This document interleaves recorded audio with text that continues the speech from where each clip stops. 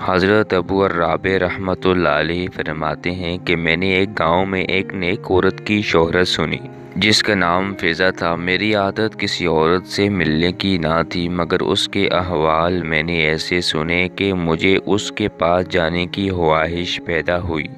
میں اس گاؤں میں گیا اور اس کی تحقیق کی تو مجھے لوگوں نے بتایا کہ اس کے یہاں ایک بکری ہے جس کے تھنوں سے دودھ اور شہد دونوں نکلتے ہیں۔ مجھے یہ سن کر تعجب ہوا۔ میں نے ایک نیا پیالہ خریدا اور اس کے گھر جا کر میں نے کہا کہ تمہاری بکری کے متعلق میں نے یہ شہرت سنی ہے کہ وہ دودھ اور شہد دیتی ہے، میں بھی اس کی برکت دیکھنا چاہتا ہوں۔ اس نے وہ بکری میرے حوالے کر دی۔ میں نے اس کا دودھ نکالا تو واقعی اس میں دودھ اور شہد نکلا۔ ہم نے اس کو پیا۔ اس کے بعد میں نے پوچھا کہ یہ بکری کہاں سے تمہارے پاس آئی؟ کہنے لگی، اس کا قصہ یہ ہے کہ ہم غریب آدمی ہیں، ایک بکری کے سوا ہمارے پاس کچھ نہ تھا، اسی پر گزر تھا، اتفاق سے بقرعید آ گئی۔ میرے خاوند نے کہا کہ ہمارے پاس کچھ اور تو ہے نہیں، یہ بکری ہمارے پاس ہے، لاؤ اسی کی قربانی کر لیں۔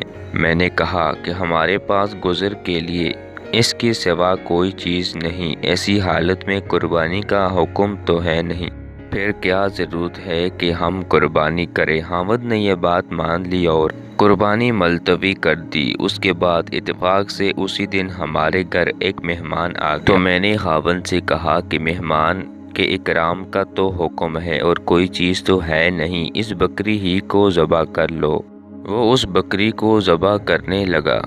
مجھے خیال ہوا میرے چھوٹے چھوٹے بچے ہیں، اس بکری کو ذبح ہوتے دیکھ کر رونے لگیں گے، اس لیے میں نے کہا کہ باہر لے جا کر دیوار کی آڑ میں ذبح کر لو تاکہ بچے نہ دیکھیں۔ وہ باہر لے گئے اور جب اس پر چھری چلائی تو یہ بکری ہماری دیوار کے اوپر کھڑی تھی اور وہاں سے خود اتر کر مکان کے صحن میں آ گئی۔ یہ خیال ہوا کہ شاید بکری خاوند کے ہاتھ سے چھوٹ گئی۔ میں اس کو دیکھنے کے لیے باہر گئی تو خاوند اس بکری کی کھال کھینچ رہے تھے۔ میں نے ان سے کہا کہ بڑے تعجب کی بات ہے کہ ایسی ہی بکری گھر میں آ گئی۔ خاوند کہنے لگے، حق تعالی شان نے اس کا بدلہ ہمیں عطا فرمایا ہے، یہ وہ بکری ہے جو دودھ اور شہد دیتی ہے، سب کچھ اس مہمان کے اکرام کی وجہ سے ہے۔ پھر وہ عورت کہنے لگی کہ اے میرے بچوں، یہ بکری دلوں میں چرتی ہے، اگر تمہارے دل نیک رہیں گے تو اس کا دودھ بھی اچھا رہے گا،